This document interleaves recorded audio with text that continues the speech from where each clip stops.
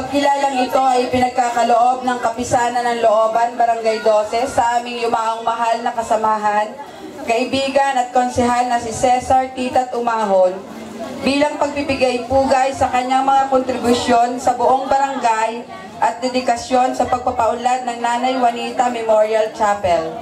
Bilang isa sa mga pundasyon ng samahan sa looban, ang kanyang mga naiambag ay magsisilbing inspirasyon sa kanyang mga naiwan upang ipagpatuloy ang kanyang mga naumpisahan at maisakatuparan ang kanyang mga mithiin para sa ikabubuti ng lahat. Siya ay isang mabuting halimbawa mula noon hanggang sa kanyang paglisan na nagbuhos ng panahon at nagbigay saya sa buong mamamayan ng looban. Iginagawad ang pagkilalang ito sa araw na ito, ika-2 ng Hunyo, taong 2012 sa harap ng Nanay Memorial Chapel sa pagdiriwang ng ika-74 na selebrasyon ng Tapusang 2012. Maraming salamat sa iyo, Konsehal Titat Umahon. Ramdam ko'y naririto. Pwede ka kong mahingan kayo ng kaunting pananalita? Konsehal. Gandang gabi po.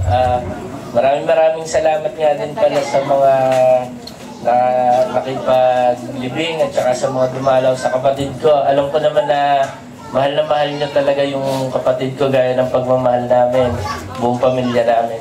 Salamat nga din pala kay Dudes sa paggagawa ng tribute sa video. Binulabog mo na naman yung yung sama ng loob ko sa pagkawala ng kapatid ko.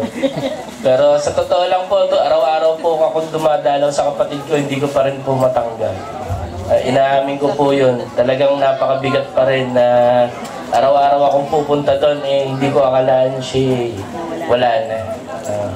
Nalulungkot pa rin po ako talaga hanggang ngayon.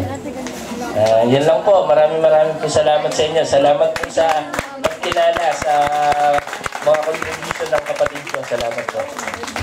Maraming salamat, Noni. Ito pang isang kopya. Baka kuhanin iyan. Di wala kang kopya dyan.